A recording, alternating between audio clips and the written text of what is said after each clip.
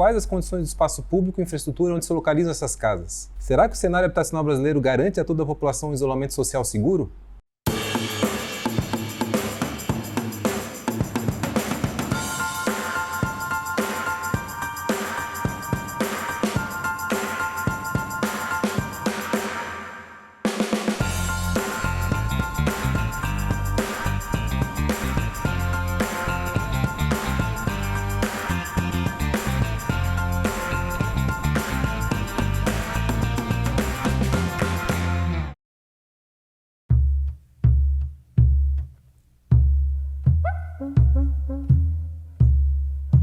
Segundo a Pesquisa Nacional de Saneamento Básico, divulgada em 2020 pelo IBGE, 39,7% dos municípios brasileiros não têm serviço de esgotamento sanitário. Vale ressaltar, mesmo aqueles municípios que apresentam a disponibilidade do serviço, não significa que atingiram a universalização. O cruzamento de dados da Pesquisa Nacional por Amostra de Domicílios Contínua, ou PNAD Contínua, indicou que são mais de 34 milhões de domicílios sem serviço de esgotamento sanitário no Brasil, ou seja, 50% do total. A Fundação João Pinheiro estima o déficit habitacional qualitativo brasileiro em 11 milhões de moradias, ou seja, construções que não proporcionam condições desejáveis de habitação. Observando a realidade das cidades brasileiras, não é difícil imaginar que a maior parte desses domicílios com baixa condições de salubridade esteja localizado nas áreas mais periféricas, muitas das quais não são regularizadas, onde residem principalmente a população de mais baixa renda e onde a atuação do poder público muitas vezes não chega. A dificuldade de acesso a serviços básicos nessas áreas é uma realidade alarmante. Em muitas comunidades, a rede de esgotamento sanitário é feita pelos próprios moradores e apresenta a destinação inadequada, tanto para a saúde das pessoas quanto para o meio ambiente. Uma das ações mais básicas e eficazes no combate a grande parte das doenças, inclusive ao Covid, é lavar as mãos. Um gesto tão simples para muitos é pouco acessível para uma parcela da população. A falta de banheiros ou de instalações sanitárias adequadas é uma realidade principalmente nas áreas onde reside a população de mais baixa renda. Sem um banheiro adequado, sem abastecimento de água ou com esgoto correndo a céu aberto, até as ações preventivas mais básicas se tornam desafios. O distanciamento físico é outra medida preventiva ligada às condições de moradia. Se o período de quarentena é estressante e psicologicamente exaustivo para aqueles que residem em residências adequadas, a situação é ainda mais crítica para as famílias que vivem em moradias precárias, com quartos superlotados e ambientes pouco arejados ou insalubres. Nesse contexto, a salubridade e a segurança do espaço público é fundamental, pois quando as moradias são precárias, os moradores procuram ficar mais tempo no exterior. Por esse motivo, as condições habitacionais e urbanísticas são inseparáveis. A falta de arquitetos e urbanistas atuando junto às comunidades é também um fator que contribui para a dificuldade da mudança desse cenário. A presença de profissionais conscientes da importância dessa integração na garantia do direito à moradia digna dentro das comunidades é determinante. O poder público tem um papel fundamental nesse processo, sendo que esses serviços são normalmente prestados pelos municípios. Você sabia que em 2020 o Senado aprovou o projeto de lei 4.162 sobre a revisão do Marco Legal do Saneamento Brasileiro? A revisão prorrogou o prazo para o fim dos lixões e facilitou a privatização de estatais do setor.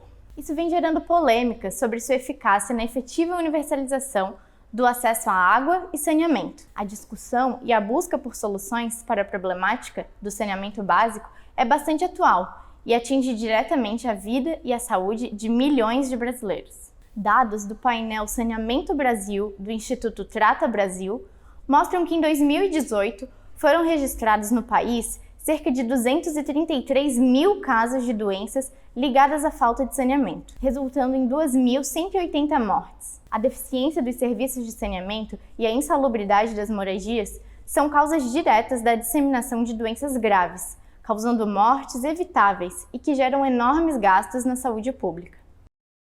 Algumas das doenças causadas pela insalubridade são graves, no Brasil e no mundo. A tuberculose, por exemplo, é uma das doenças que foi erradicada em muitos países, mas continua presente nas cidades brasileiras. Causada pela inalação de bactérias, o contágio ocorre pelo ar ao ser expelido pelo indivíduo doente, pela tosse ou pelo espirro. O patógeno permanece no ar por mais de 8 horas, quando o ambiente não é bem ventilado e iluminado. Por esse motivo, a doença é diretamente vinculada à insalubridade das moradias. Hoje, no Brasil, a tuberculose é a 4ª causa de morte por doenças infecciosas e a primeira entre pessoas soropositivas, colocando um grande desafio para os agentes de saúde e gerando uma forte pressão sobre o sistema de saúde pública. A diarreia é também uma doença ligada às questões de saneamento e insalubridade e é responsável por muitas mortes preveníveis. Segundo os dados da OMS, 2016, trata-se da 9ª principal causa de morte no mundo, tendo levado a óbito 1.400.000 pessoas em um mesmo ano. É uma das causas mais frequentes da mortalidade entre crianças com menos de 5 anos de idade. Causada por vírus, bactérias, toxinas, parasitas e outros agentes, sabe-se que a água contaminada é o principal fator causante dessa doença. Portanto, o acesso à água potável e saneamento adequado é essencial na erradicação dos agentes infecciosos causantes da diarreia. Em muitos casos, o acesso à água potável já isenta da necessidade de medicamentos. A falta de acesso ao saneamento básico e à água potável, indicadores de uma habitação saudável, dificulta a erradicação da mortalidade infantil no Brasil. Também é importante chamar a atenção sobre os mosquitos vetores de doenças. O relatório da Diretoria de Vigilância Epidemiológica da Secretaria de Saúde de Santa Catarina, nos últimos anos, indicou um crescimento de 3 doenças causadas pelo mosquito Aedes aegypti: dengue, chikungunya e zika. Foram encontrados focos de Aedes aegypti em 183 dos 295 municípios catarinenses, ou seja, 62% do território. Entendendo um pouco mais sobre a situação do Brasil e de Santa Catarina no que diz respeito à saúde e saneamento básico, vamos abordar agora a atuação do profissional de arquitetura e urbanismo nesse cenário.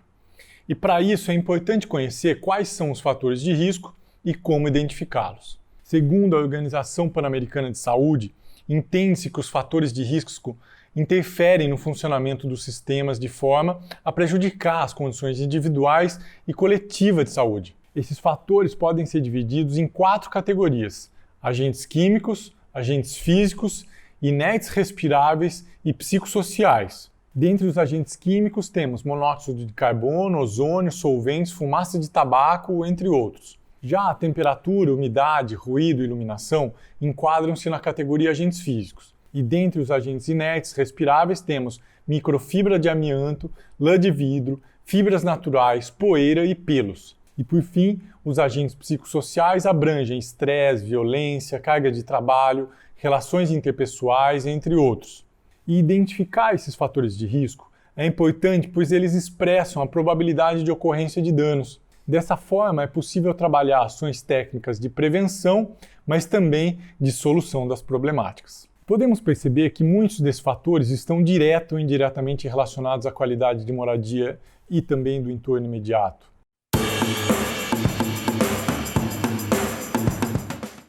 Bom, meu nome é professora doutora Simone Cinnamon Cohen.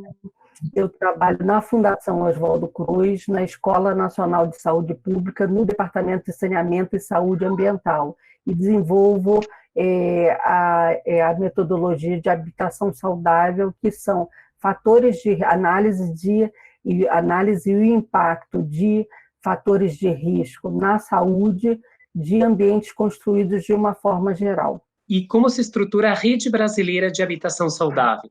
Então, nós fomos convidados para uma reunião em 99, em Buffalo, no estado de Nova York, tá? Para se pensar, né, em formar uma rede nacional de habitação saudável. E em 2001 se estruturamos a rede, em 2002 formalizamos essa rede numa oficina pan-americana de moradia e saúde que aconteceu em Recife. Essa rede ela é uma rede formada por institutos de pesquisa, universidades, secretarias executivas, profissionais autônomos, ONG, todos interessados na temática da habitação saudável. Qual é o principal objetivo e a abrangência da atuação?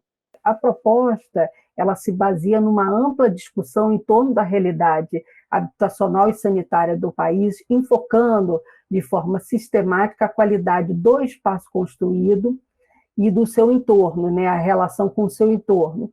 Tem como ponto de fundo, né, a troca de informação, o estudo e desenvolvimento de processos analíticos e técnicos que viabilizem a proposição de padrões de habitabilidade factíveis, né, não ideais, mas factíveis, vinculados às distintas realidades regionais e sua repercussão na formulação de políticas públicas em face de uma nova conjuntura em que se delinea o país no momento estratégico e nos momentos posteriores. Como que é feita essa articulação com o Programa de Saúde da Família? Em 2003, né, nós fizemos uma grande oficina na Escola Nacional de Saúde Pública de Habitação Saudável associada à Família Saudável, a nível nacional, e depois fizemos uma oficina internacional sobre vivenda saudável, saúde familiar em nível, né, internacional. E essas oficinas geraram articulações com o Departamento de Atenção Básica à Saúde do Ministério da Saúde, a articulação com a Organização Pan-Americana de Saúde e a Organização Mundial de Saúde, todos três, né, pensando em como articular a estratégia de habitação saudável com atenção básica em saúde, através do Programa da Saúde da Família. Então, a articulação, né, ela se baseava justamente em entender que atores sociais, né, formados em habitação saudável, eles exercem também uma atividade, uma metodologia que é ensino-competência, ou seja, eles são preparados por uma metodologia diagnóstico diferenciada em habitação saudável e como aplicar, né, esse conceito, né, então esse conceito ele é aplicável, ele não é só teórico, ele é prático, as políticas públicas de saúde, meio ambiente, habitação e urbanismo. E como se estruturar esse apoio, consultoria técnica na elaboração de planos municipais saudáveis, sustentáveis para saneamento, habitação e saúde. A estratégia da saúde da família, que é uma estratégia muito completa, ela desenvolve diagnósticos a nível local. Só que, inicialmente, eles não trabalhavam amplamente com os fatores ambientais. Então, foi-se mostrado para eles como poderiam trabalhar mais amplamente com fatores ambientais e fatores habitacionais, né, os indicadores internos e externos, né, do ambiente construído, para que eles pudessem mais facilmente cruzar patologias construtivas com patologias clínicas e, dessa forma, poder ter um diagnóstico mais preciso. Então, essa articulação com o Programa da Saúde da Família foi nesse nível. Qual é a importância, né, de trabalhar arquitetura atrelada à saúde e quais impactos foram percebidos na prática? A primeira ação é a aproximação com a população local, apresentando o projeto para mobilizar e sensibilizar os moradores. E aí, em seguida, se faz a leitura e análise do território, dividindo essa área em microáreas para possibilitar o aprofundamento na percepção ambiental, iniciando o diagnóstico local. Depois, se avalia não só a habitação, como os prolongamentos da habitação, que são os núcleos que são importantíssimos para que a habitação seja mais adequada. Depois se faz um trabalho de educação em saúde e educação ambiental com eles. E se mostra para ele quais os indicadores internos e externos que vão ser analisados. Nessa leitura, quais são as patologias construtivas e cruza com as patologias clínicas. E aí se faz uma segunda leitura desse território, apresentando as plantas baixas das moradias, né? E sintetizando nessas plantas os mapas de risco, ou seja, botando as áreas classificadas por cores. Com essa planta e com esse mapa de risco, né, que se botou as áreas vermelhas, amarelas e verdes, se elabora matrizes ambientais, sociais e econômicas, e aí se faz uma terceira leitura, para você ver como é complexo, uma terceira leitura desse território, analisando esse território com informações ambientais, sociais e econômicas.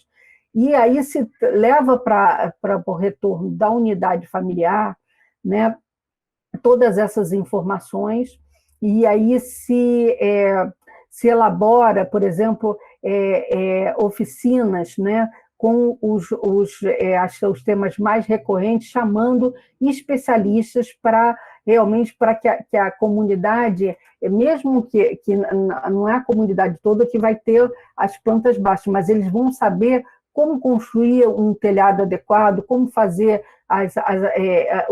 os eixos de acessibilidade, como escadas adequadas, como pensar em banheiros adequados, instalação elétrica,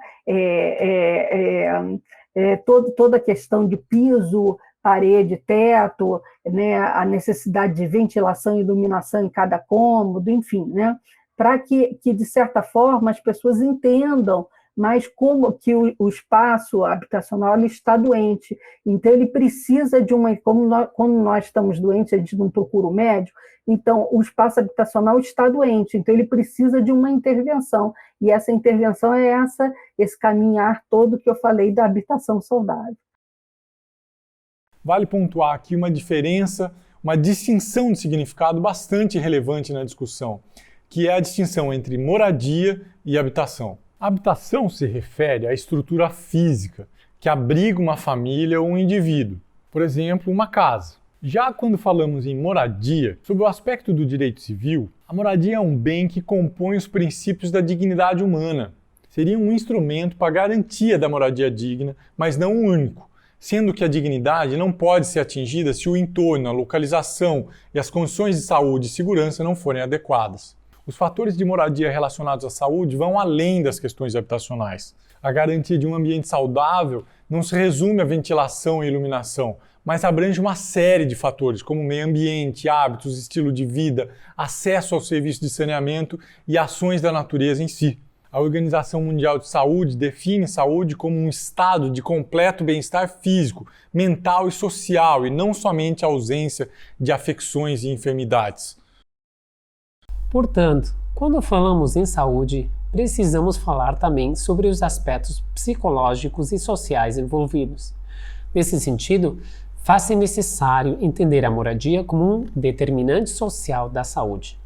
Não apenas porque deve ser um local que assegure aos seus moradores uma estrutura saudável e adequada para o descanso, para o estudo, para o trabalho e para uma convivência plena entre os seus moradores. Também porque garantir o acesso à moradia digna implica um compromisso social amplo, efetivado nas políticas públicas. Esse cenário ganha destaque em um período de pandemia, em que a casa tornou-se linha de frente no combate à disseminação do vírus e o local mais utilizado pelas pessoas, escancarando a dificuldade na universalização de atendimento aos dois direitos sociais, a saúde e a moradia, garantidos pela Constituição Federal. Se a saúde apresenta em sua definição um caráter bastante abrangente, a atuação na sua garantia deve se dar da mesma forma. Nesse sentido, o planejamento urbano aparece como uma forte ferramenta. Segundo a ONU Habitat, mais da metade da população mundial vive em cidades e a expectativa é que em 2050 esse percentual passe para 70%. Porém, 75% da infraestrutura que funcionará até esse prazo ainda não foi construída.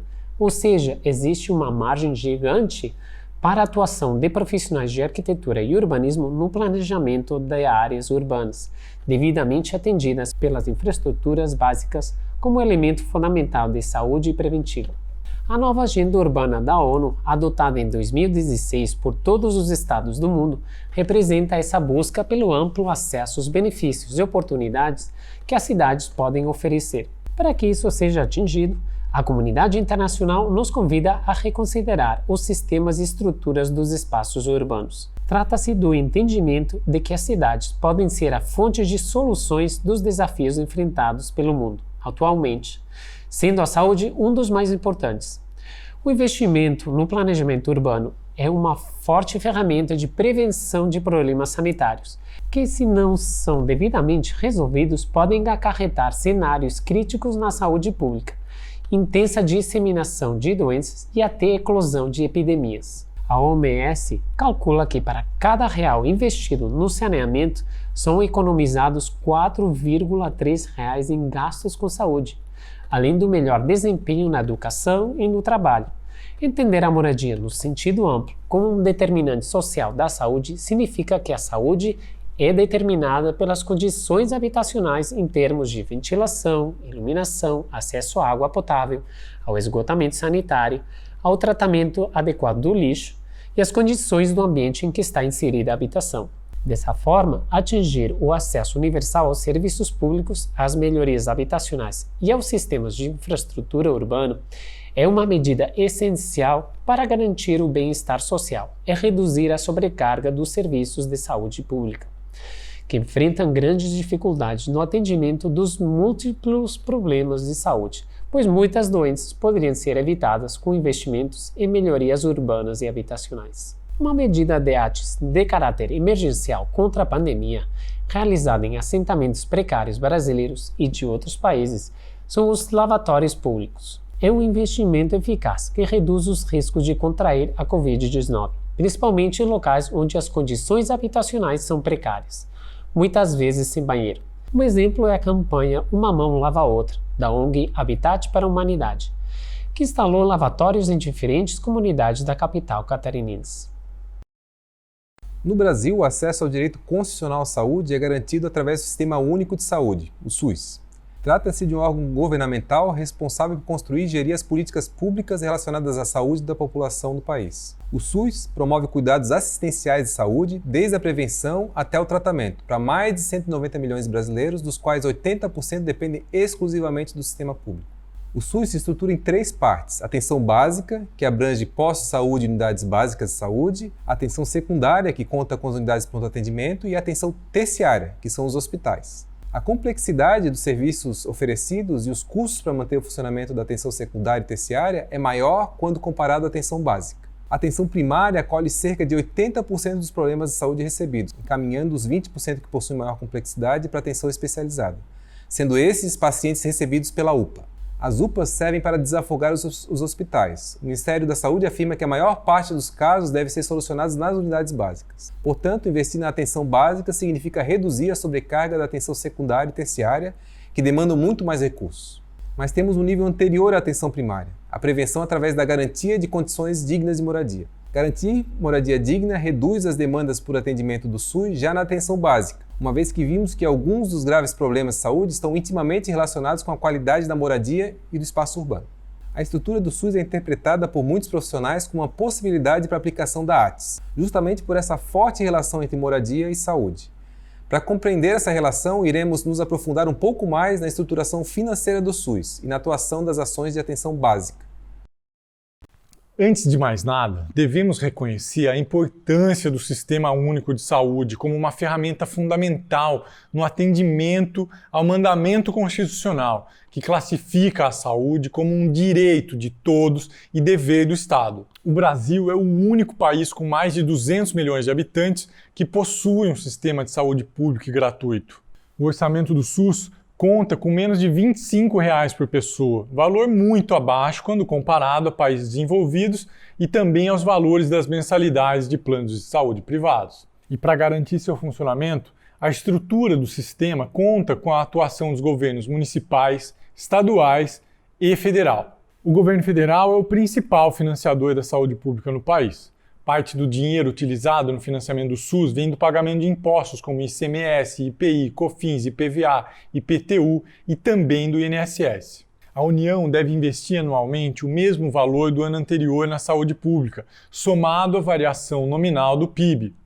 É também função do governo federal a elaboração de políticas públicas nacionais em saúde. No entanto, a implementação dessas políticas é feita pelos estados, municípios, iniciativa privada e ONGs, configurando assim uma forma descentralizada de organização. As prefeituras, por sua vez, devem destinar pelo menos 15% de sua receita para a saúde, e o Conselho Municipal de Saúde é o órgão responsável por fiscalizar se a verba está sendo devidamente utilizada. O município é responsável também pela entrada do usuário no sistema por meio das unidades básicas de saúde ou da equipe de saúde da família. Compra de medicamentos considerados básicos, como para dor de cabeça, pressão e diabetes, pode ser realizada através da Secretaria Municipal de Saúde. Já em nível estadual, 12% da receita deve ser destinada ao financiamento da saúde. As secretarias estaduais atuam em questões de maior complexidade, que exigem recursos com maior tecnologia, as quais ultrapassam as possibilidades de atuação dos municípios. As secretarias estaduais realizam a aquisição de medicamentos considerados básicos e também os medicamentos excepcionais, de maior custo ou para tratamentos contínuos. Muito do sofrimento causado pelas doenças e das despesas em atendimento médico e medicamentos pode ser evitado se as políticas de saúde, de desenvolvimento urbano e moradia forem tratados de modo transversal, em vez de serem políticas setoriais isoladas umas das outras. Segundo o relatório da ONU Água, 10% das doenças registradas no mundo poderiam ser evitadas se os governos investissem mais em acesso à água, medidas de higiene e saneamento básico. Investir recursos na qualificação do espaço urbano e habitacional é saúde preventiva. Aplicar políticas públicas de forma transversal, ou seja, coordenando políticas e investimentos em habitação, infraestrutura e saúde, é atacar as causas das doenças e não apenas as consequências. É por isso que o trabalho articulado de arquitetos urbanistas e profissionais da saúde, principalmente os agentes comunitários junto das famílias de áreas em situação de vulnerabilidade, é uma ferramenta importante na concretização de políticas públicas que tratem as problemáticas da saúde, da habitação, o desenvolvimento, tudo isso de maneira integrada. E para aqueles que se preocupam com a economia, a saúde preventiva decorrente dos investimentos em habitação social e infraestrutura básica contribui também na produtividade e na competitividade. O Brasil conta também com o Fundo Nacional de Saúde, o FNS, instituído pelo Decreto nº 64.867, em 1969, que é o gestor financeiro dos recursos destinados ao SUS a nível federal. Através do FNS, os recursos são repassados para os fundos estaduais e municipais. A gestão do FNS é supervisionada pela Secretaria Executiva do Ministério da Saúde e deve respeitar o Plano Nacional de Saúde e Planejamento Anual do Ministério da Saúde. A Emenda Constitucional número 29 de 2000 estabeleceu que devem ser criados a nível municipal, estadual e federal fundos de saúde e conselhos de saúde. Os fundos recebem em conta especial os recursos locais e da União, vindos do FNS, e os conselhos devem fiscalizar a destinação desses recursos. É responsabilidade do Ministério da Saúde acompanhar através de auditorias se a programação da aplicação dos recursos repassados para os estados e municípios está sendo respeitada, e em caso de desvio ou não aplicação dos recursos, estes podem ser cortados pela União. A experiência acumulada pelos agentes envolvidos na consolidação do SUS resultou na Política Nacional de Atenção Básica. A PNAB estabelece diretrizes e normas para a organização da saúde primária, aplicadas nas unidades básicas de saúde. A atenção básica engloba os serviços de saúde mais simples, como as consultas, vacinações e outras ações que visam o combate, a prevenção e a redução de risco de doenças. O programa do SUS responsável pela atenção primária é o chamado de Estratégias de Saúde da Família, aplicado nas unidades básicas de saúde. Nesse programa atuam equipes de saúde multidisciplinares, as chamadas equipes de saúde da família, que trabalham no diagnóstico e tratamento de doenças, como aspectos físicos, socioculturais, biopsicossociais e entre outros. Nesse nível primário de atendimento à saúde pública do SUS, os profissionais se articulam para atuar não apenas nas unidades básicas de saúde, mas também nos espaços públicos e privados da comunidade. São realizadas visitas domiciliares às famílias, visando garantir a atenção integral à saúde, considerando o usuário inserido no ambiente comunitário e familiar. Os profissionais que compõem as equipes de saúde da família, portanto, exercem um papel de aproximação das comunidades e das famílias, buscando conhecer suas realidades e garantir o tratamento e intervenção mais adequado para cada caso. Essa relação dos profissionais da equipe da saúde da família com a comunidade e a composição de uma equipe que busca solucionar problemáticas relacionadas à saúde de forma ampla é um dos pontos que desperta interesse quando o assunto é assistência técnica em habitação de interesse social. Os agentes de saúde, através do preenchimento da ficha A de cadastro familiar, conhecem melhor que ninguém as condições habitacionais e urbanas das famílias. O SUS tem a maior base de dados sobre as condições de moradia da população vulnerável. Não menos importante, eles mantêm uma relação de confiança com as famílias, fundamental para a execução de trabalhos de artes de qualidade. É por isso que existem arquitetos buscando integração com essa equipe, os arquitetos da família. Existem no Brasil algumas experiências de projetos e programas que trabalham essa integração entre saúde e moradia. Esses programas se atentam à melhoria habitacional e urbana na redução de problemas de saúde dos usuários através da integração entre arquitetos e profissionais de saúde. Para apresentar algumas dessas experiências, convidamos os atores-chave para falar com vocês.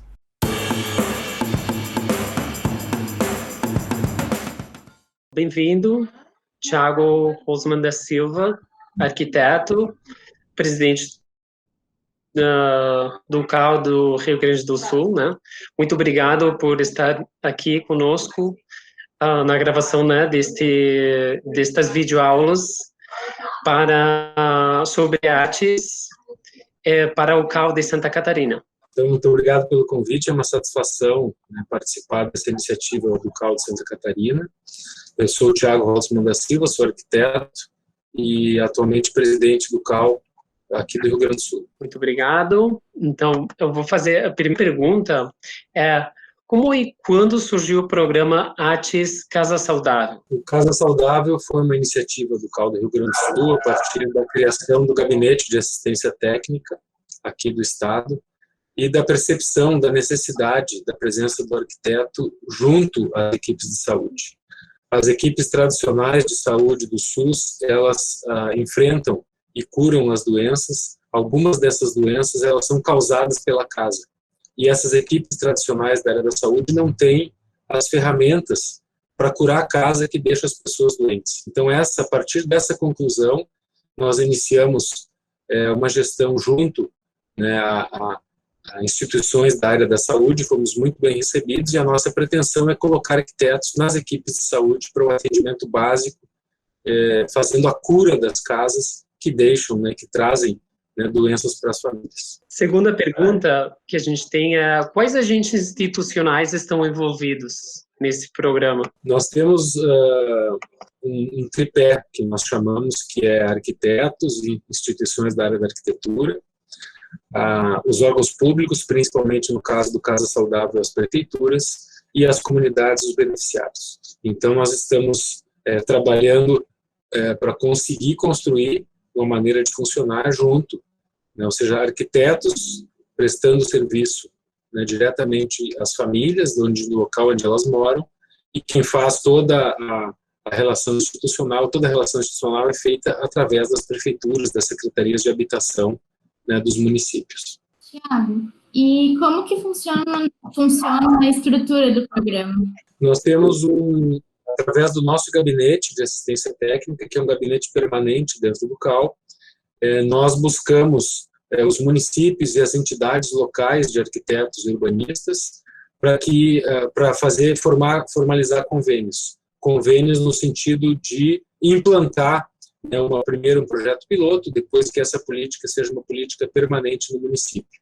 Então, nós, o CAL e as entidades, selecionamos arquitetos, esses arquitetos ficam à disposição do município e passam a integrar, né, as equipes de saúde do município, fazendo, juntamente com médicos, enfermeiros, assistentes sociais, o atendimento das famílias. Esse atendimento lá na ponta vai gerar uma demanda de melhorias habitacionais, vai gerar, né, uma demanda de construção, né, de reforma, de obra na casa das famílias, e essa demanda é uma demanda que é absorvida pelo município de diversas formas e com recursos também de diversas fontes, fundos de habitação, fundo do idoso, fundo de saneamento, né, parcerias, né, com outras instituições públicas e privadas para viabilizar as reformas que vão melhorar, né, as condições de habitação, né, das famílias, insisto, no local onde elas moram, onde elas já têm também relações sociais e uma série de outros serviços públicos à disposição. E falando justamente dessas equipes públicas, né, e do importante papel do SUS em tudo isso, como se dá o trabalho junto às equipes da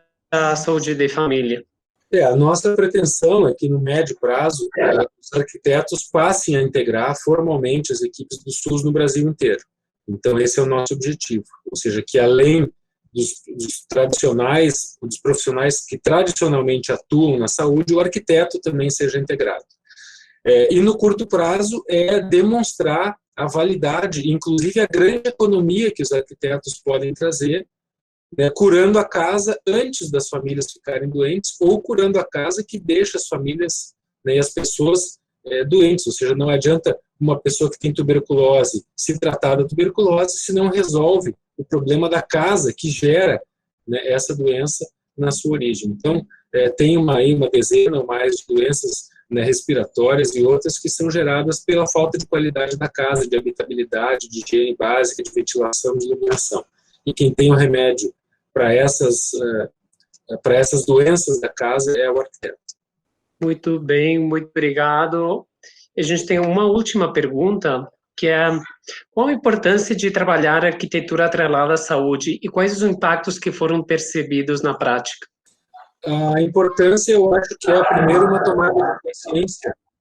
tomada de consciência nossa da profissão, que nós somos, sim, agentes de saúde, no momento em que nós podemos, através do nosso trabalho, gerar mais segurança, construir uma casa mais saudável, com mais habitabilidade, né, com acessibilidade, né, que evita doenças, que evita acidentes. Então, eu diria assim, que o primeiro despertar é o despertar da nossa profissão, nós nos entendermos também como agentes de saúde, né, para a população, principalmente para as populações de baixa renda.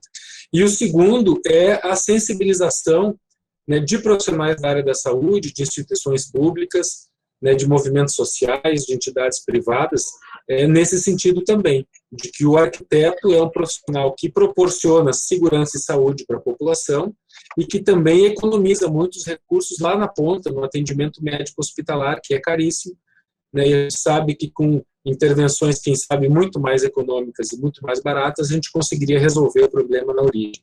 Então, eu diria que tem basicamente esses dois conteúdos, um para dentro da profissão, essa tomada de consciência, e outro a sensibilização, né, dos demais agentes, diria assim, dos agentes tradicionais da área da saúde. Gostaria de saber quais foram os maiores desafios assim, que você encontrou. Eu acho que tem um desafio que nós conseguimos vencer, que é uma certa resistência da própria profissão, nessa aproximação com comunidades. Esse caminho da saúde é uma novidade, né, que também deixa surpreso, muitas vezes, aos colegas, às instituições da área da arquitetura.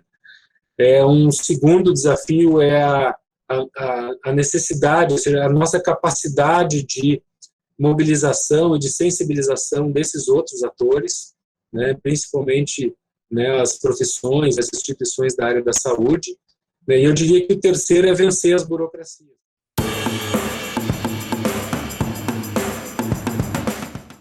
Maiara, de que forma você enxerga, com base nas suas experiências e na sua trajetória, a relação entre saúde, habitação no ambiente rural e urbano? E a forma que eu penso, assim, que a gente pode pensar na experiência entre a saúde, a habitação e o ambiente tanto urbano quanto rural, é que a gente entender que a nossa saúde ela é influenciada a todo momento pelos determinantes ambientais, e que a gente chama também de socioambientais, que inclui a nossa habitação, que inclui onde a gente vive. Eu não posso dizer que uma casa de uma pessoa que vive numa periferia de uma cidade é igual a uma casa de uma pessoa que não vive numa periferia, que vive no local que tenha um teto, que tenha ar-condicionado, que tenha um espaço adequado, que tenha espaços de lazer, que tenham locais que as pessoas possam circular, que possam sair na rua. São coisas muito diferentes. Então, a gente vive, né, num país e em cidades e em áreas rurais muito desiguais e que a gente precisa tentar ao máximo, né, deixar mais equânime, né, essa equação.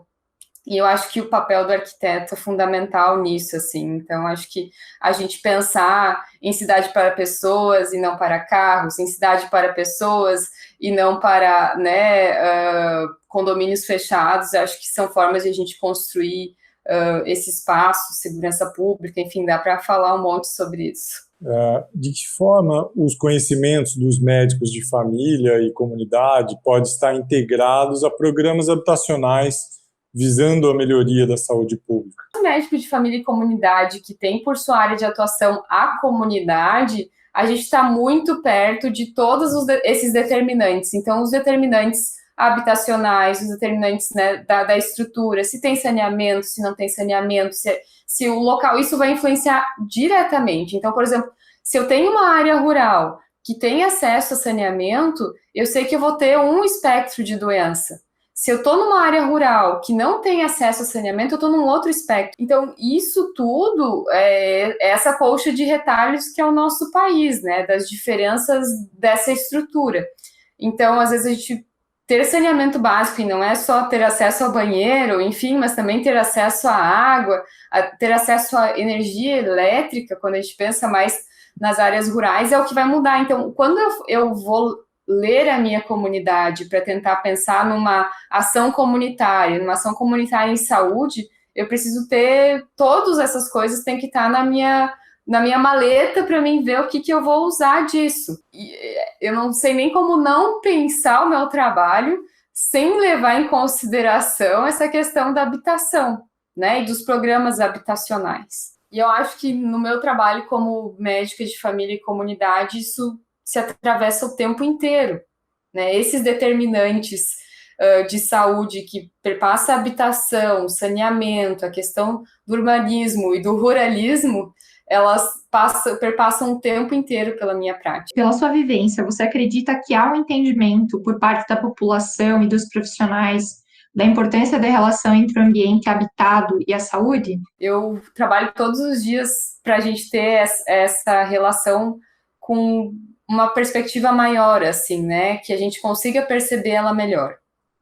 Por quê? Porque a gente não tem um planeta B. E aí entra um dos outros assuntos que eu estudo muito, que é a saúde planetária. Então, absolutamente, se a gente olhar assim de um jeito bem macro, a nossa única casa é esse planeta Terra que a gente vive. E esse planeta Terra afeta diretamente a nossa saúde, assim como a nossa existência no planeta afeta a saúde do planeta. Se eu tenho um planeta que está aquecendo, que eu sei que eu vou ter mais desastres naturais, que eu sei que eu vou ter mais ondas de calor e que isso afeta diretamente a nossa saúde. A gente sabe que em momentos, por exemplo, que tem ondas de calor, tem um estudo dos Estados Unidos que mostrou um aumento do índice de suicídio. Então, se eu não tenho uma adequação térmica numa casa, eu estou afetando diretamente essa saúde mental das pessoas.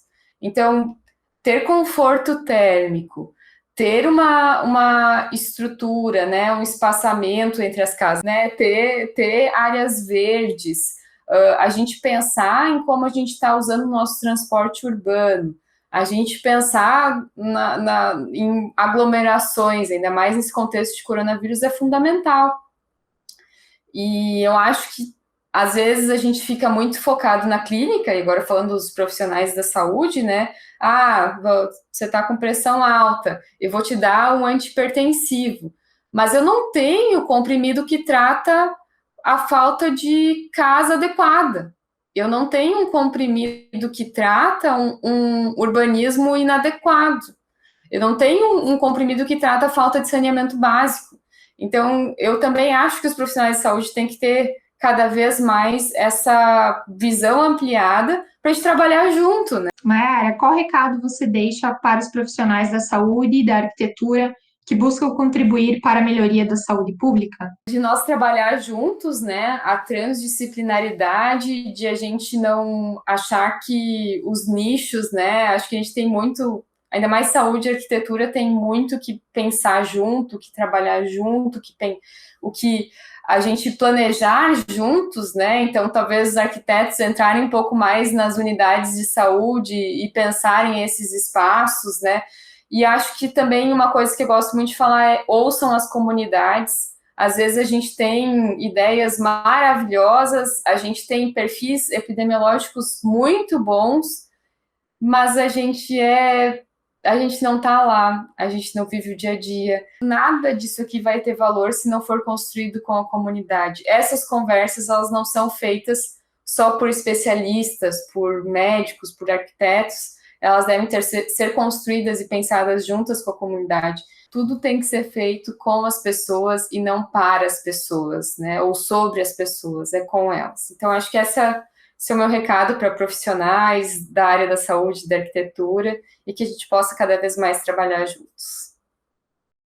O provimento de serviços de infraestrutura urbana e de condições habitacionais salubres são, portanto, essenciais para o bem-estar da população e devem atingir todas as parcelas da sociedade. A moradia digna envolve um conjunto de fatores e constitui um dos principais princípios da dignidade humana assinalada na Declaração Universal dos Direitos Humanos, sendo que o acesso à moradia e infraestrutura tem um impacto direto na saúde física e mental. Quando entendemos esses vínculos entre habitação, cidade e saúde, percebemos que muitos direitos constitucionais ainda não são plenamente garantidos e que o profissional de arquitetura e urbanismo tem um importante papel na mudança dessa realidade. O crescimento das cidades e as construções residenciais realizadas sem assistência técnica qualificada tende a reforçar esse cenário de precariedade habitacional e a falta de acesso a serviços básicos, fortemente relacionados também à sobrecarga do sistema público de saúde. Como direito constitucional e dever do Estado, é importante que a moradia e a saúde sejam tratadas como políticas públicas de prioridade nas diferentes esferas do poder público. O sistema de saúde público brasileiro, apesar de sobrecarregado, é fortemente estruturado através do SUS, mas a política habitacional ainda é muito frágil. Portanto, atrelar políticas públicas habitacionais às políticas de saúde é uma estratégia aparentemente promissora, tanto na perspectiva da consolidação da ATS, quanto na redução da sobrecarga da demanda do sistema público de saúde.